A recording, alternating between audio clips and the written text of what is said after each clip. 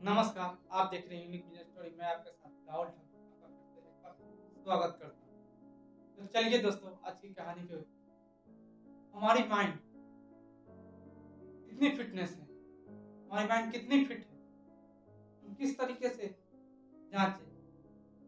हम काम तो करते हैं, लेकिन हमारी मेंटली प्रेशर जब पड़ता है तो हम बिखर जाते हैं, ठीक तरीके से उस काम को कर नहीं पाते हैं। हमारे ऊपर दबाव जब पड़ता है, इतने दिनों के अंदर करना है।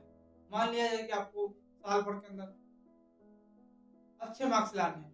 एक विद्यार्थी को 1 साल मिलता है पढ़ने के लिए, लेकिन उस समय में उसको टेंशन ये भी रहता है कि वो 1 साल में जब उसकी एग्ज़ाम हो, उसके घरवाले 95%, 96, 97, 98 इतना मार्क्स का डिमांड करते हैं। विद्यार्थी के ऊपर भी एक तरीके का प्रेशर रहता है, जिसे मेंटली प्रेशर कहते हैं, मेंटली फिटनेस। अगर आप इस स्थिति को समझ लेते हैं कि मेंटली प्रेशर से कैसे निकलना है, तो आप अपने काम में बहुत ज़्यादा निखर जाते हैं। फिजिकल फिटनेस भी होता है। पहले आप शारीरिक तरीके से फिट रहें, आप हमेशा बीमार ना रहें, आपकी देह दशा सही है, स्वास्थ्य सही है और कि आपकी बॉडी भी है, आप अंदर से पूरी फिट है और बाहर से। वो क्या है कि फिजिकल फिटनेस। मान लिया जाए कि आप 50 किलो का बैग उठाना है, यूरिया का 50 किलो का यूरिया का बैग उठाना है, तो उसी काम को कोई कर रहा है तो पूरी तरह पसीने-पसीने हो जाता है। कैसे उठाएँ? मतलब वो बहुत भारी लग रहा है।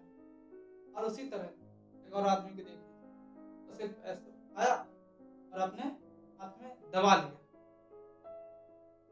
उसे कुछ लगा नहीं। लोगों को लग रहा है कि ये हल्का है, भारी नहीं है, लेकिन ये भारी है। ये हल्का नहीं है, जो उठाया है वो उसके लिए दमदार आदमी है।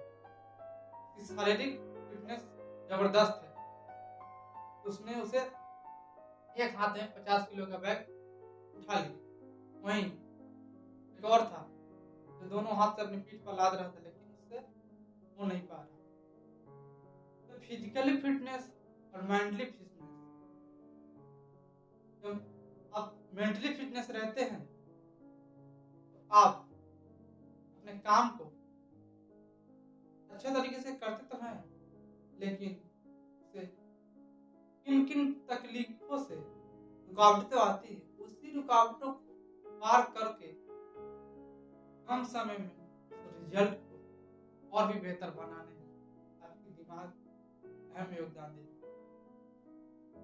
तो आप कोई भी काम करते हैं, पढ़ाई करते हैं, तो आपको ये समझना चाहिए कि बुद्धि से तो सबके पास होते हैं, बुद्धि से तो काम किया जा सकता है, लेकिन बुद्धि के साथ उसमें विद्या को ग्रहण करें। बुद्धि सभी के पास होती है, लेकिन आपके पास काम के लिए विद्या आ जाती है, तो और आपके लिए अच्छा होगा। क्योंकि आपको वो पता है कि आप ये काम को किस तरीके से अच्छे ढंग से कर सकते हैं। वो पढ़ाई के लेके हो, वो खेल कूद के लेके हो, वो सामाजिक कार्य के लेके हो, वो परिवार के लेके हो, अपने गांव समाज के लेके हो, किसी भी तरीके के काम। आप कोई भी नौकरी के लिए आवेदन किए, नौकरी के लिए कितना तैयारी करते हैं, एक गवर्नमेंट जॉब के लिए जब फॉर्म भरते हैं, उससे पूरी पढ़ाई करते हैं। उस पढ़ाई से पहले आपने पहले नर्सरी से लेकर पूरी ग्रेजुएशन तक पढ़ाई की है। उसके बाद भी उस नौकरी के लिए स्पेशल कोर्स करते हैं, फिर सीखते हैं, समझते हैं, फिर एग्जाम देते हैं, उसमें पास होते हैं। बाय द वे, बहुत सारे बच्चे उसमें फेल भी हो जाते हैं। ऐसा नहीं है कि सिर्फ आपने ग्रेजुएशन किया, लाखों बच्चे ग्रेजुएशन करके फॉर्म अप्लाई किए हुए रहते हैं। लेकिन सीट लिमिटेड होती है। एग्ज़ामिनर क्या होता है, आपकी क्वालिटी को चेक करता है। आपके पास वो क्वालिटी है कि आप उस काम को कर सकें? आपके अंदर वो क्वालिटी है कि आप उस काम को अच्छे तरीके से टारगेट को पूरा कर सकें? तभी आपको जॉब मिलती है। उसमें 5-10 तरीके से एग्ज़ाम होते हैं, फिर इंटरव्यू होते हैं, तो फिर उसमें सिलेक्शन प्रोसेस होता है, उसके बाद आपका मार्क्स देखा जाता है।